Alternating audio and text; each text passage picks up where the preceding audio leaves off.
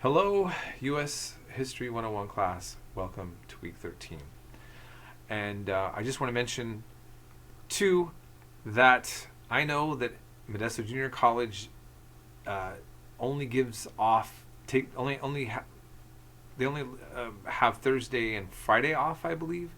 And so for us in an online class, I have to have business as usual. In other words, all of our assignments due on Sunday.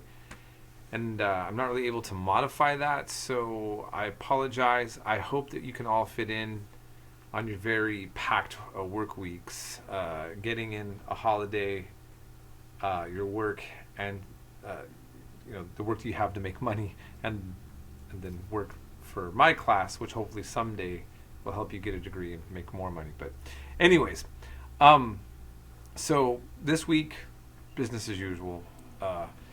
And I just want to briefly mention that because I have a U.S. history class, it seems appropriate for me to somewhat address the debates that have been going around about Thanksgiving in different circles. Because of the motif of the Pilgrim and the Native American, and really, going back to Columbus to talk, to really linking about a genocide and the fact that we're a settler colonialist state. And we are seeing that aspect of that as we expanded west. The context was taking land from the indigenous people here. So the question that many people have is, how much does that need to be a part of our holiday? And I think that that's, or should it be at all? So for me, I think having any discussion about our past or culture is always healthy. I think that there's a place for it, and I have friends of many persuasions and backgrounds. It's given me a lot of different thoughts and opinions about all this, and maybe some of you as well. What I do hope, regardless of where you stand on that position, that you get some time off with your loved ones and your family. I know many vegans, they don't have any meat, so there's no traditional turkey even if they do Thanksgiving. So there's a wide range of how everyone can handle this. And I just want to say, I'll just say this, I think having a day where you mark thanks for what you have, to be thankful, to void of all politics and history, but simply to gather with ones that you love and appreciate that moment and your bounty and your food and your time. I think that that's the kind of holiday I would want to actually really keep and have. And I think that if you have only vegetables, or you even, like however you want to do it, I think is, in that case, as a day of thanks, I think that's a good thing. But that's just my thought. And anyhow, so moving from there, we're going into the very heavy topics of slavery.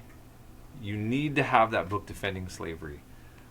If you did not have it, you better prioritize getting it now, because as I mentioned, that is required. And just like the Zen book, the assignments are going to require that you've read the book. Now, I put on there that you could have the edition that I put out, or there's a newer edition. And I pointed out in the instructions, I actually need to get the newer edition. I'm not sure how much it changes or what it added in there in terms of the page numbers. So I'm hoping that doesn't get messed up that way. Even if the page numbers get changed, the same documents should be in there. So contact me right away if you're having a hard time getting this assignment figured out, even if you have the book, okay? And then what I also want to point out is I made these video lectures several years ago, and I'll be honest, I haven't had a chance to update, like modify, clean them up.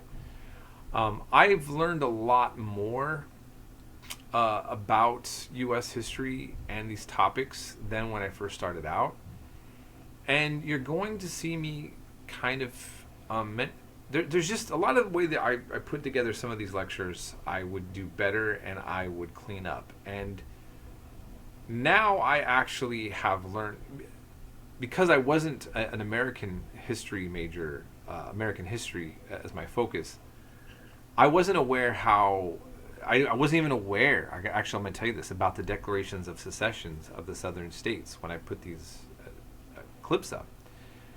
And that really clarifies a lot of the discussion about, when people debate why the South seceded.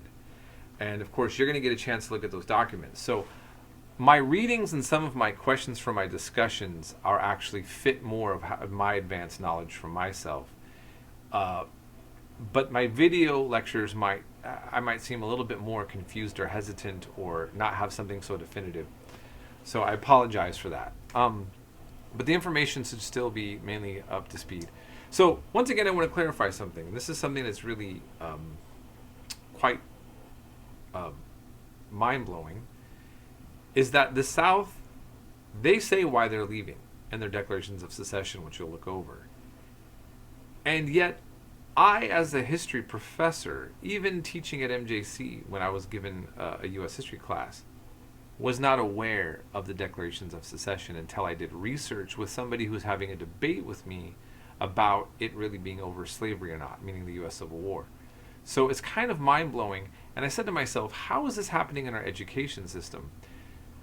Can you imagine going over the Declaration of Independence by the United States and never knowing that there was a Declaration of Independence to read about, to have a document that was put out, that the United States breaks away from Britain, and we never ever address or look at what words are in the Declaration of Independence?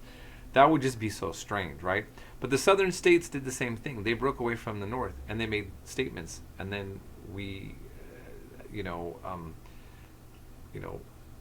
are just now learning about this. So I'll be honest, I'm trying to remember if I'm putting those declarations in this week or the next week. But by the time you're done with covering slavery, you will have read those documents. And so that's my whole point.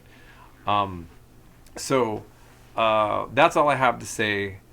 If you have any other questions or any other issues you want to address to me, please let me know. And I hope you all have a blessed week, as I mentioned.